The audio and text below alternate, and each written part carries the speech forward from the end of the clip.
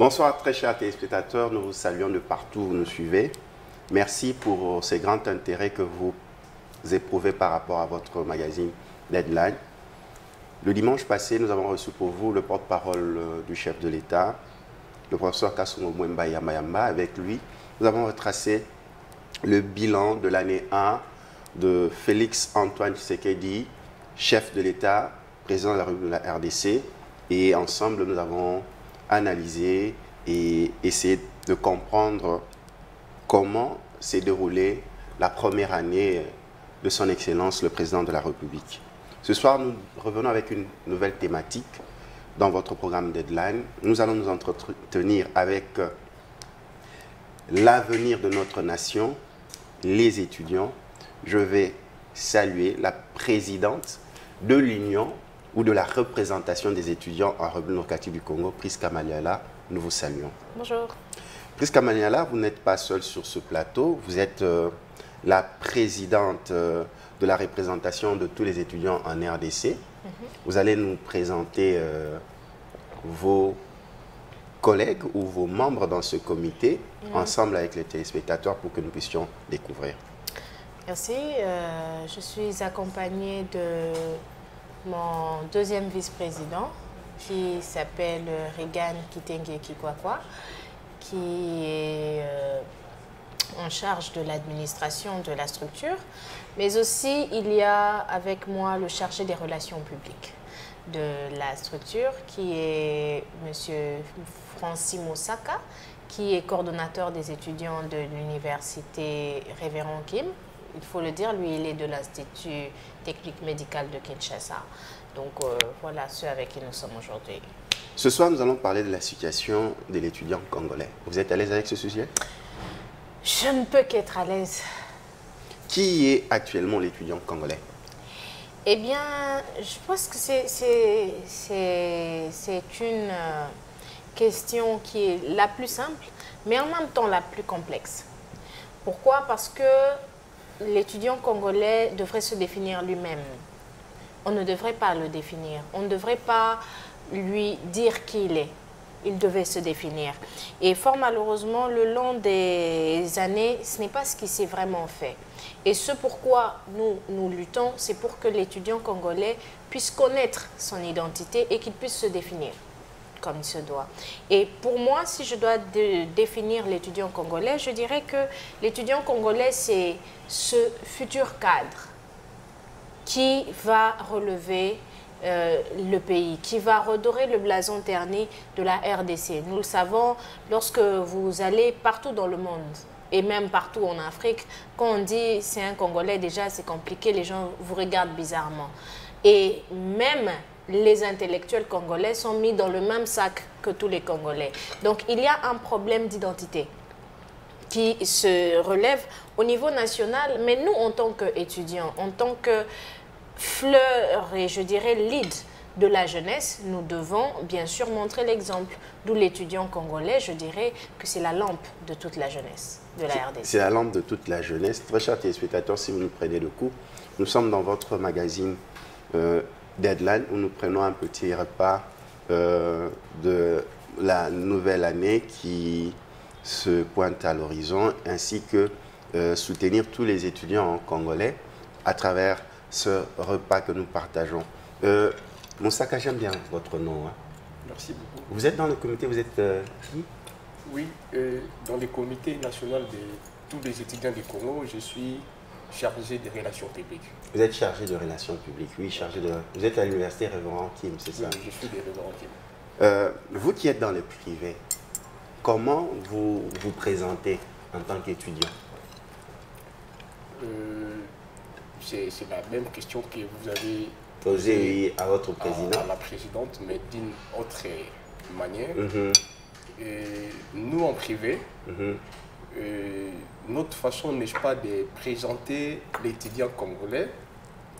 Et quand même au niveau des publics, vous voyez, il y a une forte pression dans les chefs des étudiants. Nous, comme nous prenons en charge nous-mêmes les études, ça veut dire que les professeurs qui nous enseignent sont rémunérés par nous-mêmes étudiants. Hein, notre frais académiques, quand on paye les frais académiques, en fait, c'est avec ça que les professeurs, n'est-ce pas, sont payés. Et face à tout ça, au niveau des privés, je dirais, nous étudions, ou bien nous nous présentons l'étudiant congolais comme cette élite intellectuelle qui va, n'est-ce pas, prendre la relève du pays demain.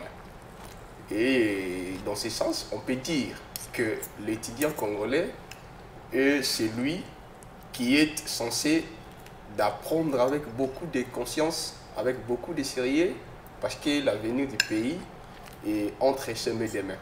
Voilà. C'est ce qu'on peut dire.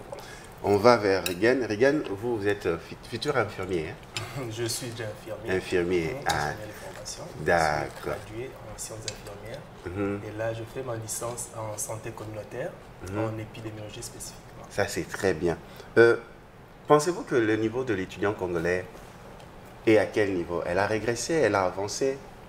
Merci pour cette opportunité. C'est un peu désolant de voir le niveau de l'étudiant aujourd'hui, qui non seulement a progressé, mais aussi a régressé. Si on fait des bilans, on essaye de comparer depuis 1960 jusqu'à nos jours, le niveau de l'étudiant ne fait que baisser. Ces niveaux baissent, pourquoi? Parce qu'il y a beaucoup de facteurs, qui entrent en compte, notamment la technicité, les conditions d'études, la pression de l'extérieur. Vous avez toutefois souligné qui est un étudiant aujourd'hui. Aujourd'hui, l'étudiant est censé être porteur d'espoir. Mais particulièrement, j'entre dans le public où l'étudiant aujourd'hui est utilisé. L'étudiant est utilisé à d'autres fins. Les politiciens s'en mêlent, les sociologues s'en mêlent. Il y a beaucoup de choses. L'étudiant est censé être porteur d'espoir pour l'avenir du pays, du monde. Mais aujourd'hui, l'étudiant est porteur d'espoir je dirais, de choses qui ne lui est pas propre, en fait. Parce qu'il porte une vision, mais ce n'est pas sa vision. Le politicien, quand il veut venir utiliser, il utilise. Il porte la vision du politicien. Il porte la vision du sociologue. Mais lui, sa vision à lui, il oublie. C'est un peu ça, la situation de l'étudiant actuellement. Prisca Magnala, nous avançons. Actualité oblige. Tu es au niveau national la présidente de la représentation des étudiants, issue de plusieurs coordinations des étudiants sur l'ensemble du territoire national. Qu'est-ce qui s'est réellement passé à l'université de Kinshasa?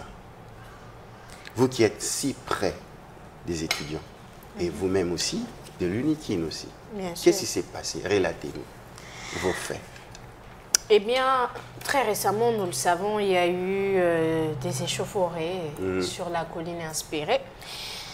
Fort malheureusement, la tournure de ces échauffourées n'était pas du tout inspirante, il faut le dire comme ça, parce que ça a dégénéré. Je pense qu'il y a un groupe d'étudiants qui voulaient bien manifester contre la fixation des frais académiques. Et malheureusement, je pense qu'on n'a juste pas su comment est-ce qu'il fallait réellement revendiquer. Vous savez, il y a un souci, il faut l'admettre, d'entrée de jeu. La jeunesse, en général, n'est pas écoutée des autorités, généralement. C'est ce que vous pensez. Pourquoi? Pourquoi? Parce qu'on peut le remarquer, rien que dans les instances de prise de décision. C'est vrai que le chef de l'État, Félix-Antoine Tshisekedi, fait un effort dans ce sens, d'augmenter la représentativité des jeunes.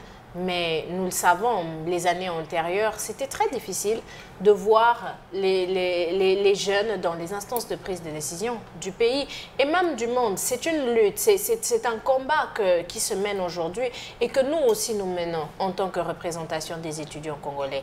Et ce qui se fait, c'est que même quand on vient vous dire, vous savez, je vais vous écouter, mais lorsque vous savez que la personne à qui vous adressez, généralement, je dirais, ne répond pas positivement à vos desiderata, l'on a tendance à utiliser la force, fort malheureusement.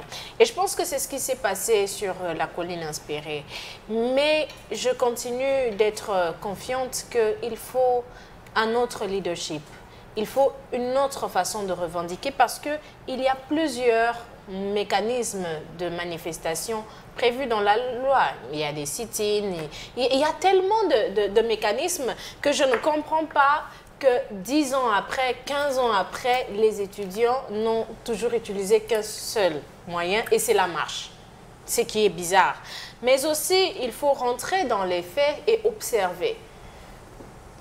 Quand les étudiants devraient se mettre ensemble pour une lutte, moi j'estime que nous devons lutter pour des causes nobles.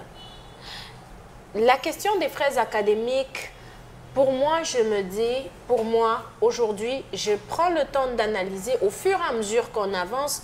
Ça, par exemple, je ne l'ai pas dit dans les médias auxquels je suis passée précédemment.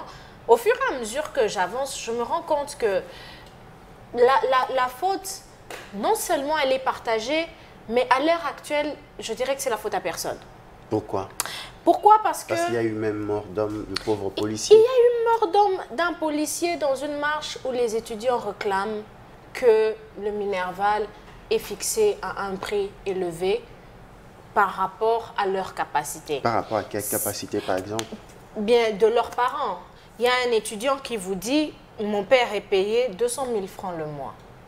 Comment est-ce qu'il va faire pour nous scolariser? Nous sommes 5, 6, 7. » On va le dire. Je me rappelle avoir échangé avec un policier, même la veille de la marche, qui me disait « Mais moi, avec mon salaire, j'ai 4 enfants, je vais faire comment ?» Donc, après, vous vous rendez compte que ce n'est pas vraiment la question des frais directement. C'est un problème aussi de niveau social. Après, quand on réfléchit, on se rend compte que, bon, le niveau social pouvait être le problème. Mais est-ce que les gens devraient se plaindre de cet écart? On se rend compte que c'est un problème lié au taux budgétaire.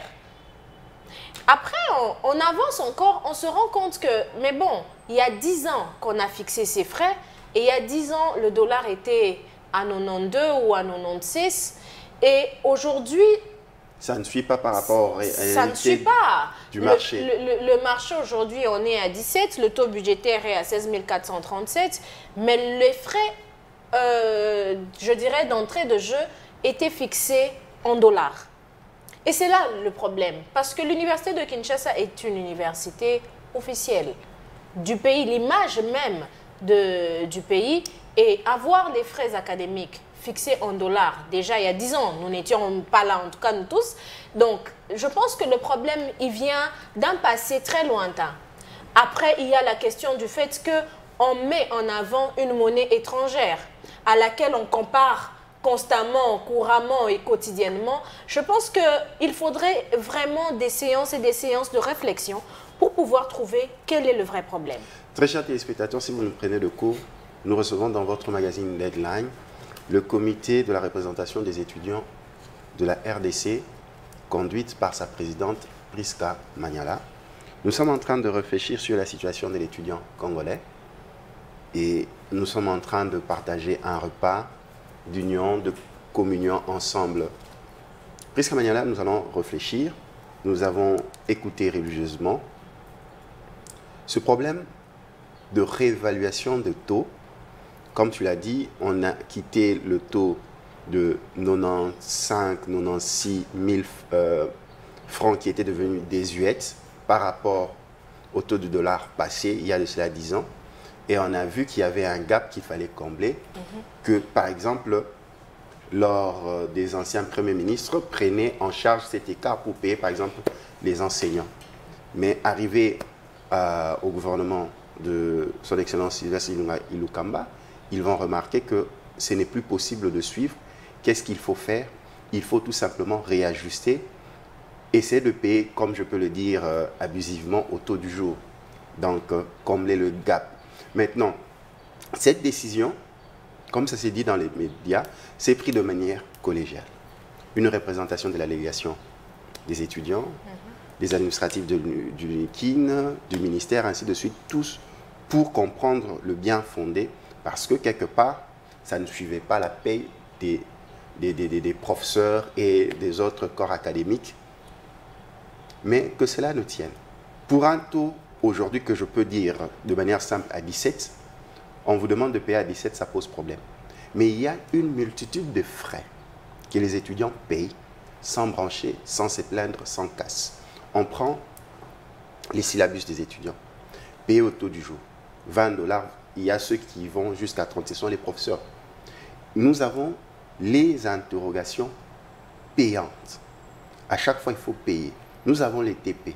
Maintenant, si pour un frais annuel qu'on réajuste pour combler l'écart et revenir au taux du jour, et vous laissez à côté la revendication des frais que vous payez chaque jour qui pèsent même sur certains étudiants qui ne passent pas de classe parce qu'un syllabus, il ne l'a pas acheté, parce qu'un TP ou un examen d'un professeur, il ne l'a pas fait parce qu'il n'a pas payé, ou d'un chef de travaux.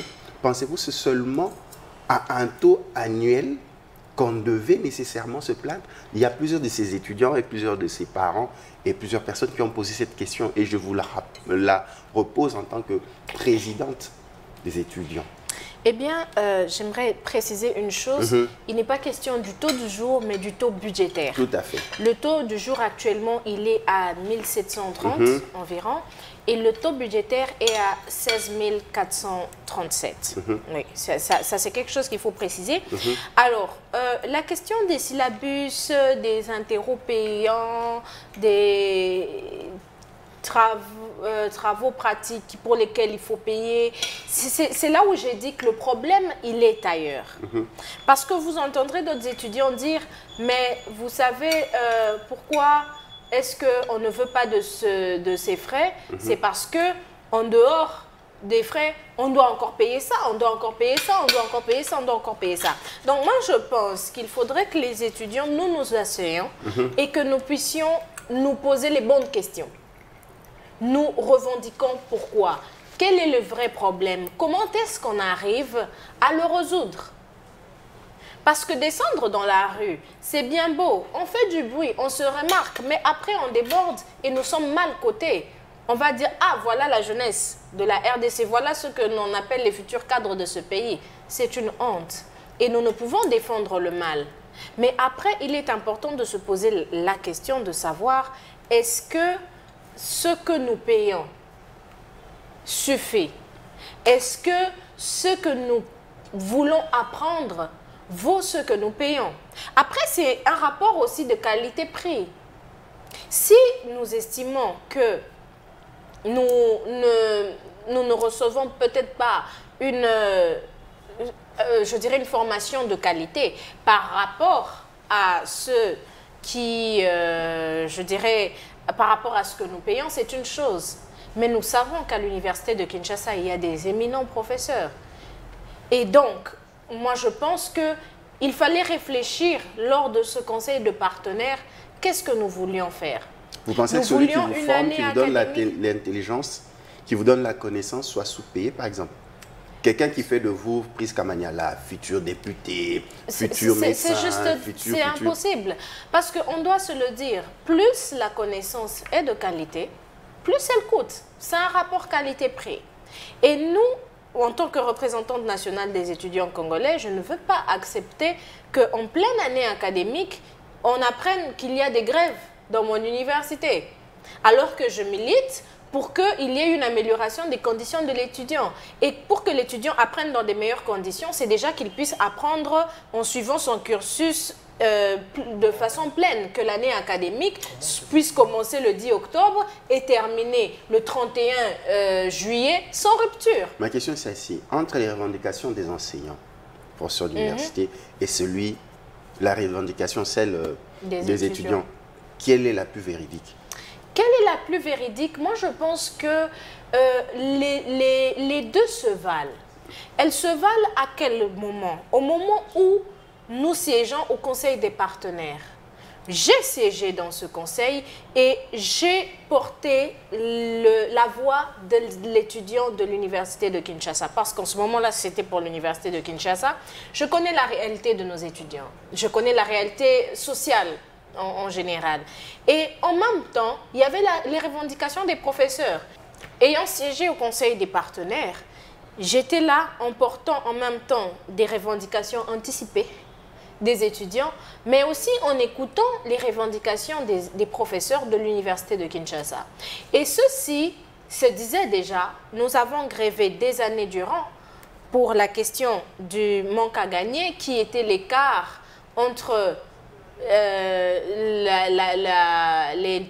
les frais d'ailleurs qu'ils payaient à 92, que je dirais que les étudiants payaient à 92 et les professeurs devaient être payés au taux budgétaire, je pense 14 à l'époque. Donc ce gap-là, c'est le gouvernement qui devrait le prendre en charge. Mais nous devons l'admettre, le gouvernement s'est essoufflé.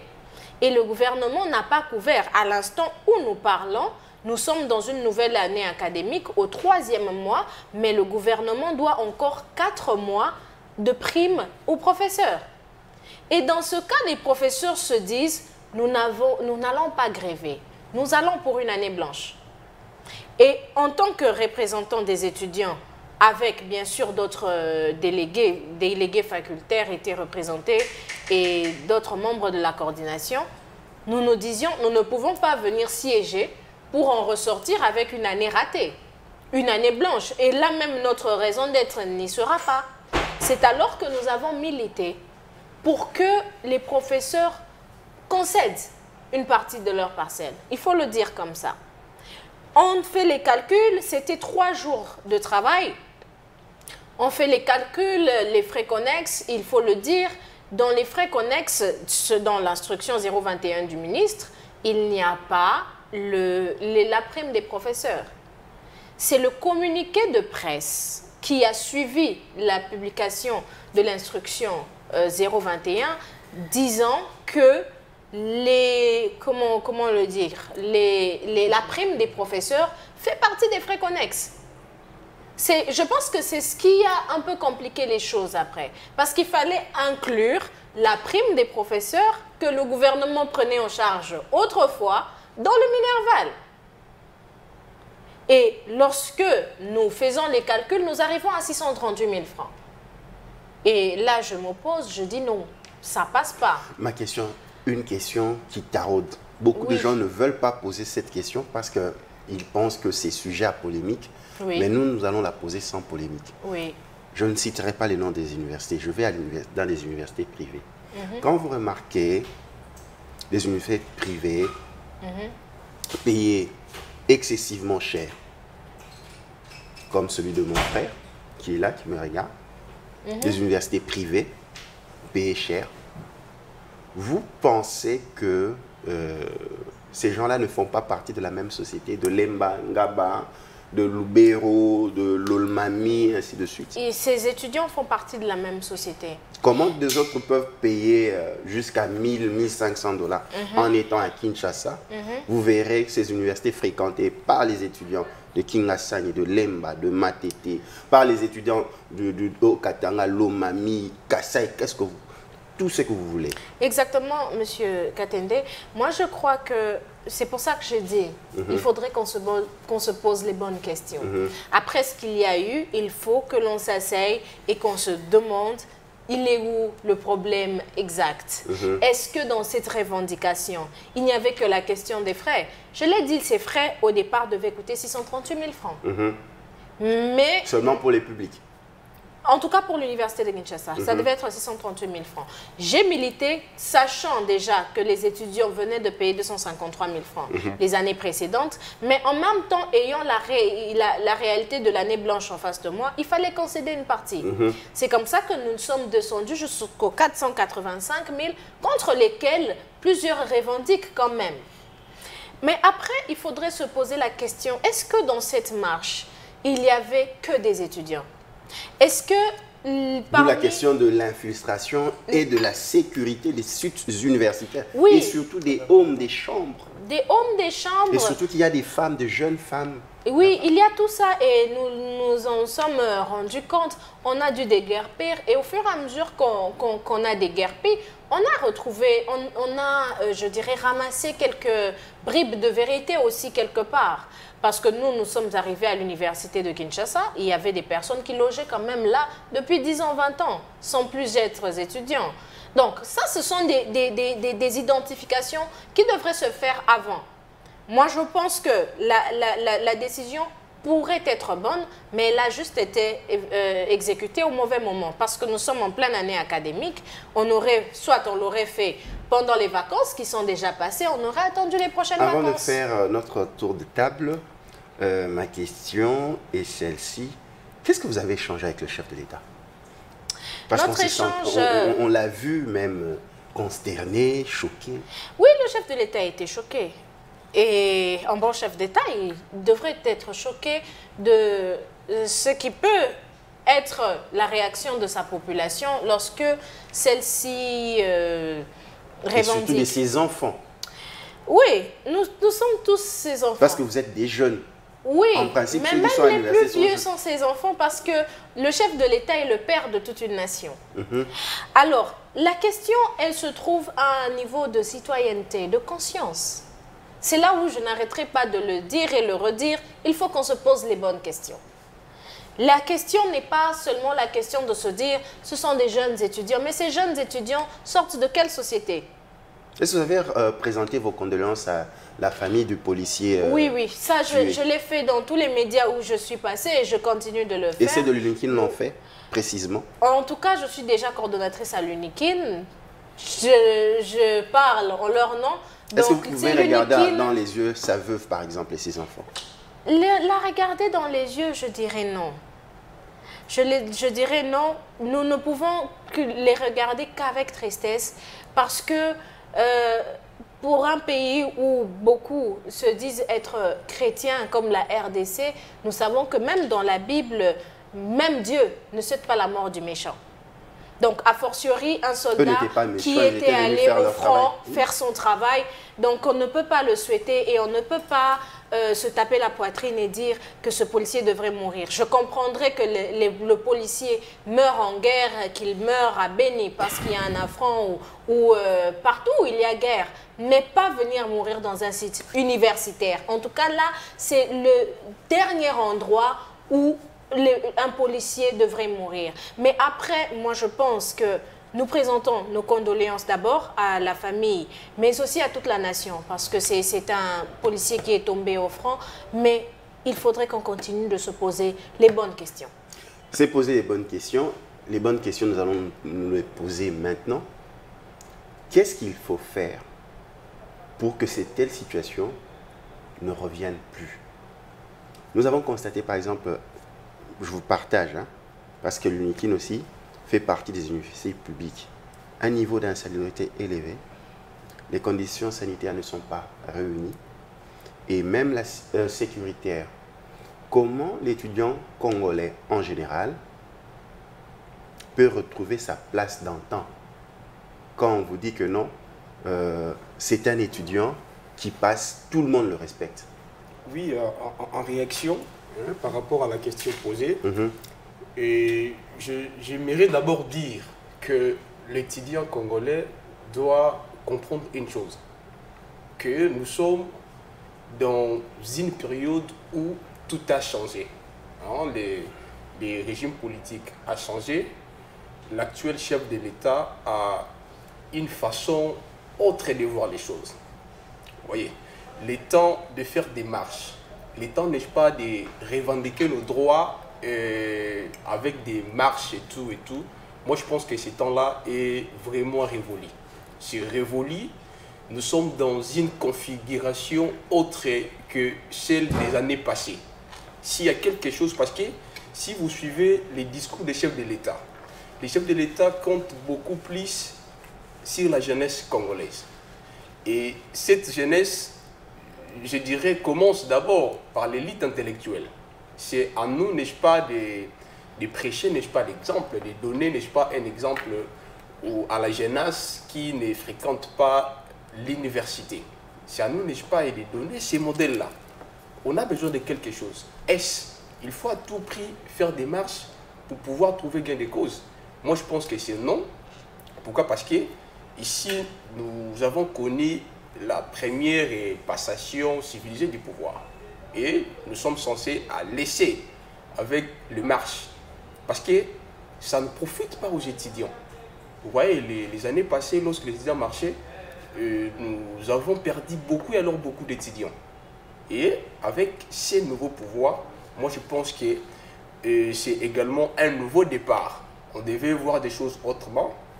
On doit laisser avec des marches et tout pour que nous puissions accompagner la vision du chef de l'État qui milite à ce que sa jeunesse soit une jeunesse modèle.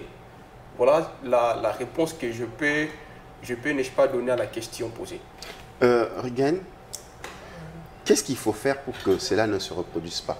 Pourquoi aujourd'hui on confond même le profil, on ne sait même pas quel est le profilage de l'étudiant. L'étudiant, des fois, même sur sa morphologie, tu te dis, oh, mais cet étudiant, il ressemble plus à un Koulouna, il ressemble plus à un sportif. Parce qu'avant, on le sentait. La chaînette d'un étudiant, c'était son flash disque. Beaucoup. Un sac. Parce que là, je parle des étudiants récents. Hein. Un sac avec laptop. Il n'a qu'un seul jean. Perpète au pied. La jeune fille, tu sens qu'elle n'a pas des angles. Donc, tout le temps, c'est focus, focus, focus, focus. Elle n'a pas de bon lait de beauté. Parce que nous sommes passés par là. Mais aujourd'hui, le profil de l'étudiant, on ne sait pas le reconnaître. Même dans les images sur les réseaux sociaux, quand vous voyez les étudiants revendiquer, mais vous vous dites, quand je vois les anciennes marches des étudiants, vous sentez même le profil de celui qui est habillé, vous dites, l'oufilo ezara étudiant. Mais aujourd'hui, on ne sait pas. Comment faire changer cela? Voilà. Merci pour cette réflexion, parce que c'est la chose que nous faisons au quotidien. Nous réfléchissons comment éviter, comment prévenir, comment tout ça. Pour circonscrire un peu le fait, c'est un constat que tout le monde fait, mais la solution ne pourra venir que de deux bords. Je prends le premier bord, le bord de l'étudiant. Ça part de l'individu. Personnellement, on s'est dit, je suis universitaire, j'ai ma philosophie, comment je me comporte, comment je m'habille. Ça part de la personne, de l'étudiant lui-même. Il doit se dire, étant élite de demain, aujourd'hui, je ne dois pas m'habiller en katafumba, par exemple. À l'instar, chez moi, si vous venez avec vos katafumba, vous n'entrez pas. Ça, c'est le travail individuel. Mais d'une autre part, ça part du travail de la coordination estudiantine. La coordination estudiantine qui est censée réfléchir et apporter des solutions par rapport à ces genres de sujets. Parce que le travail que nous faisons dans nos établissements respectifs, c'est ça. Comment éviter, comment encadrer des marches, comment prévenir, comment parler au nom des étudiants. C'est tout un travail. Mais malheureusement, cette coordination n'est pas totalement renforcée. Parce que moi, avant que je ne vienne à la coordination, j'étais étudiant, mais j'ai travaillé pour la coordination. Je voyais comment les services publics appuyaient la coordination pour, par exemple, aider dans le cas des salubrités, tout ça, comment organiser pour que les conditions soient meilleures. Je voyais comment les ministères nous appuyaient avec des conférences, tout ça. C'est pour relever en fait le niveau. Mais aujourd'hui, les coordinations dans son ensemble sont laissées à eux-mêmes. Pour faire des conférences, il faut que vous puissiez faire des lobbying vous-même, sans appui, pour avoir ne fût-ce que des outils pour rendre les sites salubres. Il faut faire des lobbying vous-même. Donc vous n'avez pas de budget? Non, les budgets y est. Les budgets, mais c'est insignifiant. Quand on dit $2 par étudiant, et quand vous vous dites, je dois pour cette année, par exemple, la vision de chaque coordination, ils ont des visions annuelles. Pour cette année, je me dis, moi, je suis, par exemple, de l'ISTEM, je suis sanitaire. Donc, a fortiori, quand vous venez chez moi, vous devrez trouver de l'hygiène. Mais l'hygiène coûte. Avec les $2, c'est insignifiant. Non seulement les $2, non seulement le problème de l'insalubrité, il y a le problème de soins des étudiants. Chaque jour, les étudiants tombent malades. Sur les sites, a fortiori, il faut qu'il y ait quelque chose. Il faut que la coordination fasse quelque chose. C'est toujours à travers ces $2. Au-delà de ça, la coordination doit organiser des conférences. C'est toujours avec ces $2. C'est insignifiant. Ça ne répond pas. C'est pourquoi, dans le temps, les services publics appuyaient les universités de coordination pour que les choses avancent. la mentalité de l'étudiant doit changer, oui. Non seulement ça partira de lui-même, mais aussi qu'il faut que la coordination pousse. Il faut que le service public pousse. Si nous laissons, le pays continuera à sombrer. Donc ça va de l'intérêt d'un individu à un autre. Et je reviens pour emprunter le mot du chef de l'État quand il disait « N'attendez pas que tous les moyens soient réunis pour faire quelque chose. » Et là où vous êtes responsable. Agissez. Et nous, c'est ce que nous faisons. Et je profite pour demander de l'appui aux différentes coordinations. C'est très, très important pour rehausser les niveaux et améliorer les conditions de l'étudiant. Tu veux ajouter? Bon, si je peux ajouter quelque chose par rapport à la réponse des jeunes vice-présidents, parce que dans ce que vous avez dit, vous avez soulevé un certain nombre de choses. Qu'aujourd'hui, les interrogations, les TP, les examens au niveau des universités sont vendus. Et moi je pense que c'est également... En fait, cet aspect est parmi les points qui font en sorte que les étudiants puissent négliger les études. Les années passées, là, nous, on était encore élèves.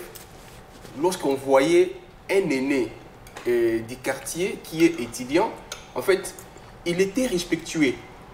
Aujourd'hui, en tout cas, les étudiants ne sont pas respectés. Pourquoi? Tout simplement parce que lui-même, il n'est pas mesure de comprendre que le fait pour moi d'être étudiant, en tout cas, c'est une valeur. Je ne peux pas se comporter comme tout le monde. Je dois passer tout mon temps à la lecture, je dois fréquenter des bibliothèques et tout pour apprendre. Les années passées, c'était comme ça. Mais aujourd'hui, en tout cas, c'est le renversement des valeurs, si on peut dire. Imaginez lorsqu'un professeur vend son interrogation, vend son examen ou bien un TP. Vous croyez vraiment qu'un étudiant va lire, va faire des recherches pour répondre aux questions ayant trait avec les TP ou l'examen? Moi, je pense que c'est non. Le fait pour les professeurs de vendre les interrogations, les TP et les examens fragilise la formation des étudiants. Parce qu'un étudiant peut se dire, voilà, au lieu que je puisse fréquenter la bibliothèque pour faire des recherches afin, n'est-ce pas, de travailler en TP, il ne le fera pas. Pourquoi? Parce qu'il dit, j'ai acheté les TP. Et lorsqu'un professeur a récupéré l'argent d'un étudiant pour les TP, je ne pense pas que ces derniers, même si il a mal travaillé, je ne pense pas que les professeurs là vont mal coter l'étudiant. Pourquoi? Parce que tout simplement, il a acheté les TP. Et dans ce sens, moi, je m'en vais, n'est-ce pas, pour inviter les autorités de notre pays de pouvoir, n'est-ce pas, voir dans quelle mesure pour inquiéter, n'est-ce pas, cette question. S'il faudra interpeller les corps professoral, j'allais dire, qu'ils puissent le faire pour que cette situation soit vraiment changée. Prisca Maniala, oui. Nous atterrissons déjà. Oui. Parlons solidarité de tous ces étudiants orphelins, par exemple, qui sont soutenus par des structures pour étudier.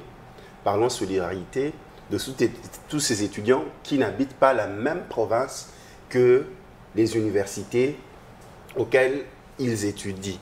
Vous venez d'une autre province pour aller dans une autre université. Comment se passe la solidarité? Et nous allons à un cas précis comme celui du déguerpissement des étudiants au campus de Kinshasa. Comment se passe la solidarité? Comment se passe cette chaîne pour qu'ils ne se sentent pas dépaysés parce qu'ils viennent de loin, ils viennent du Maniema, ils viennent du Congo central, ils viennent de partout de la RDC, même des pays voisins? Oui, il faut le dire, ce cas de déguerpissement était un cas assez difficile, très difficile pour les étudiants déguerpis, mais encore plus difficile pour nous en tant que représentation des étudiants. Parce que ces étudiants nous font confiance, il faut le dire. J'ai reçu plusieurs appels des étudiants, des étudiantes qui me disaient « mais nous, on t'a élu parce que nous nous disions que notre voix va arriver. Pourquoi est-ce que ceci nous arrive ?» Eh bien, il faudrait d'une certaine façon regretter, une fois de plus, le débordement de cette marche qui a conduit à ce déguerpissement. Mais aussi, il faudrait penser maintenant qu'on est déguerpis, parce que l'heure n'est plus à dire il fallait déguerpir, il fallait pas. Tout le monde est parti. Ils sont déjà déguerpis. Ils sont déguerpis et ils ne sont pas allés loin. Ils sont dans les alentours de l'université, ils sont dans des même maisonnettes. dans cette période de pluie. Oui, il y en a qui se sont mouillés, il y a d'autres qui ont été victimes de beaucoup de choses. Moi, je pense que l'État, à travers son ministère d'initiation à la nouvelle citoyenneté, devrait se saisir d'une telle occasion pour faire un réel travail pour le changement de mentalité et même la coordination pour le changement de mentalité initiée par la présidence de la République. Donc, je pense qu'il y a beaucoup de travaux qui devraient être faits en ce moment. Et maintenant, il y a la ministre des Affaires sociales qui est encore dans les démarches administratives pour pouvoir essayer de reloger certains étudiants, mais nous n'avons pas croisé les bras. Donc nous avons fait appel à plusieurs personnes de bonne volonté qui pourraient, ne fût-ce que prendre en charge quelques-uns. Que fait le ministère de tutelle? Votre ministère de tutelle de l'enseignement, qu'est-ce qu'il fait? Le ministère de Là, je vois tutelle, son excellence Thomas Louaka. Monsieur Thomas Louaka, ministre de l'enseignement supérieur, a signé le déguerpissement. Donc, il ne peut pas être en même temps pyromane. Donc, il ne peut pas mettre le feu et lui-même encore venir l'éteindre. De façon très simple. Ce n'était pas une décision unilatérale. Il a pris cela. C'était collégial, oui, avec plusieurs ministres aussi. Plusieurs institutions. Disons que c'était le Conseil national de sécurité. Voilà. Et dans le Conseil national de sécurité, par exemple, le ministre des Affaires sociales ne siège pas. Donc, là, c'était une décision forte qui a été prise pour des raisons de sécurité. Donc, on comprend. Mais après, c'est parce que quand vous lisez sur les réseaux sociaux, des gens dire qu'ils vont brûler le Krenka quand même, il fallait déguerpir. Oui, mais après, moi j'aimerais bien voir ces étudiants qui l'avaient écrit. Parce que ce n'était que des tracts. Ils n'étaient pas du tout signés. Mais oui, il faut prendre au sérieux. Hein. Non, mais il faut toujours prendre après, au sérieux. Il fallait voir. Moi-même, quand on a déguerpi, on a annoncé le déguerpissement. Moi, je me disais, des gens qui étaient déterminés à brûler le Krenka, c'est sûr qu'ils ne bougeront pas. Bon, après, j'étais quand même aussi déçue de nos chers étudiants parce qu'on a quitté en moins de 24 heures. Alors que moi, je réclamais qu'on nous accorde plus de temps. Hein. Ah, mais voilà! L'État a tous les moyens de répression. Exactement. Et de recourir même à la force. Hein, oui, mais les à moyens travers les forces légaux, de sécurité. Les moyens légaux. Tout à fait. Voilà. Et dans les moyens légaux, vous ne comprenez pas, ils avaient 48 heures. Il y en a qui pouvaient déménager 32 heures plus tard. Mais 24 heures après, tout le monde était déjà parti. La représentation des étudiants congolais est une structure qui n'a pas de financement. Il faut le dire. C'est une ASBL qui est censée vivre des cotisations. Elle n'est pas reconnue par l'État. Ce n'est pas un outil de gestion de l'État. Eh bien, la représentation des étudiants congolais a ce qu'on appelle le F92. En tant que ASBL. Exactement. Donc, vous devez changer, devenir une structure reconnue comme un ordre. Exactement. Et c'est ce pourquoi... Personnellement, avec mon comité, nous sommes en train de travailler. Parce que tant que la représentation des étudiants congolais va rester une association qui peut être même, je dirais, manipulée par les uns ou les autres au bon vouloir de leurs sentiments, ça c'est un danger pour l'étudiant congolais qui, s'il vous plaît, n'a pas été représenté valablement jusqu'ici. Et plusieurs le disent, ils le savent, ils se disent « Ah non, mais ça, ce sont des structures pour aller juste frapper aux portes des politiciens et puis avoir un peu d'argent. » Les membres de mon comité sont témoins, le chargé des relations publiques le sait, nous ne faisons pas des visites de courtoisie. Lorsque nous allons vers une autorité, c'est parce que nous allons pour l'étudiant congolais et l'étudiant seul. Donc, c'est l'étudiant notre seule priorité. Nous allons continuer de travailler pour que les étudiants soient les premiers gagnants en tout. La REC a comme priorité le sort de l'étudiant congolais. Un petit dernier mot, présentation de vœux et clôturer nos échanges de ce soir. Nous commençons par vous. Je présente mes vœux à notre secrétaire général académique, les professeurs Papi Fernaki Mwanga. Je présente mes vœux à ma mère Christine Atombi, à mon père Paul Moshaka, à Cynthia Wembo, à tous mes amis qui vont suivre cette émission. Merci. Et à tous les étudiants de révérend Kim. Hein? Mes vœux le meilleur à l'étudiant congolais dans sa singularité. Je m'en vais saluer la famille Kikwakwa, Kasongo, Kanyama, les autres, je vous salue. Je salue particulièrement mes étudiants, moi je les appelle comme ça, mes étudiants de l'ISTEM Kinshasa, parce qu'ils disent que je suis leur père. Je vous salue et je présente mes vœux à la nation. Merci. Présidente Priska Maniala. Nous souhaitons les vœux les meilleurs à chaque étudiant congolais qui nous suit en ce moment à travers la RDC, mais aussi partout dans le monde. Ce que nous vous souhaitons, c'est que cette année soit une année au cours de laquelle l'étudiant congolais va manifester l'excellence à laquelle elle est attendue. Nous souhaitons nos vœux au père de la nation, au chef de l'État, à son gouvernement à travers le Premier ministre Sylvestre Lunkamba, mais nous tenons aussi à présenter nos vœux à Congolese Women for Peace, dirigée par Madame Francine Lobo, qui nous a offert l'opportunité d'avoir cette émission avec vous. Meilleurs vœux à vous et bonne année 2020 à tous les Congolais. Nous souhaitons les meilleurs vœux aux étudiants congolais. Le parcours d'un étudiant n'a jamais été facile. Concentrez-vous dans les études, soyez focus, parce qu'une jeunesse préparée dans le travail est l'avenir d'une nation. Quant à moi, je vous dis à la prochaine, que Dieu vous bénisse. Merci pour avoir répondu à cette émission. Merci.